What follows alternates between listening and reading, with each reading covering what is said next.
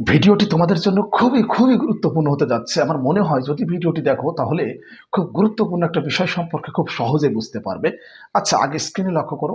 আমি জানি না সে কোথায় আছে। স্ক্রিনে দেখো, আমি জানি না সে কোথায় আছে। আমি জানি না সে কোথায় আছে। আচ্ছা, এই যে এই সেন্টেন্সটার মধ্যে হয়ারের ব্যবহার করতে হবে। হয়ার, হয়ার মানে কোথায়। কিন্তু এটা কিন্তু ইন্টারোগেটিভ সেন্টেন্স না। একটু ভালোভাবে বুঝতে হবে, গুরুত্বপূর্ণ একটা বিষয়। আমি জানি না সে কোথায় আছে। দেখো, আমি জানি না সে কোথায় আছে, এটা কিন্তু ইন্টারোগেটিভ সেন্টেন্স না। দেখো, ইন্টারোগেটিভ সেন্টেন্স তৈরি করতে হলে তোমাদেরকে এটা মনে রাখতে হবে যে সাবজেক্টের আগে সবসময় সাহায্যকারী ভার্ব বসে। সাবজেক্টের আগে সাহায্যকারী ভার্ব বসে, এটা মনে রাখতে হবে। ইন্টারোগেটিভ সিস্টেমের ইন্টারোগেটিভ সেন্টেন্স তৈরির সিস্টেমই এটা। সাবজেক্টের আগে সাহায্যকারী ভার্ব বসে। কিন্তু দেখো, আমি বাংলা সেন্টেন্সটা কি বললাম?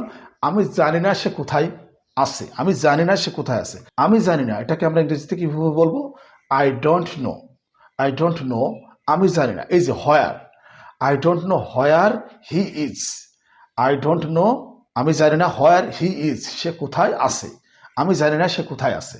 দেখো, আমি কি বলেছি যে ইন্টারোগেটিভ সেন্টেন্সের নিয়ম হচ্ছে যে সাহায্যকারী ভার্ব সবসময় সাবজেক্টের আগে বসবে। কিন্তু দেখো, এটা ইন্টারোগেটিভ সেন্টেন্স হচ্ছে না কেন? ওই যে বললাম, আমি জানি না সে কোথায় আছে।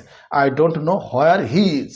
হোয়ার হি ইজ সাবজেক্টের পরে সাহায্যকারী ভার্ব রয়েছে, এই কারণে এটা ইন্টারোগেটিভ সেন্টেন্স না। তারপর আমরা এভাবে বলতে পারি, আমাকে বলো তুমি কোথায় যাচ্ছ।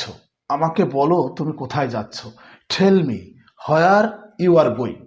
Tell me where you are going. আমার মনে বুঝতে পারছো? অর্থাৎ এই যে টেল মি, আমাকে বলো হোয়ার ইউ আর গোয়িং, এটাও কিন্তু ইন্টারোগেটিভ সেন্টেন্স না। এটাও কিন্তু ইন্টারোগেটিভ সেন্টেন্স হবে না। কেননা হোয়ার ইউ আর গোয়িং, তার মানে ইন্টারোগেটিভ সেন্টেন্স হতে হলে সাবজেক্টের আগে সাহায্যকারী ভার্ব বসতে হয়। এটাই হচ্ছে ইন্টারোগেটিভ সেন্টেন্সের সিস্টেম। একদিন জিব্রাইল আলাইসাল্লাম রাসূল সাল্লাল্লাহু আলাইহি সাল্লামের কাছে এসে বললেন, ইয়া রাসূলুল্লাহ, খাদিজা আসলে বলবেন মহান আল্লাহ পাক তাকে সালাম দিয়েছেন। স্টুডেন্টস, তাহলে আমাদেরকে বুঝতে হবে হযরত খাদিজা রাদিয়াল্লাহু তাআলা আনহা এর মর্যাদা কতটুকু।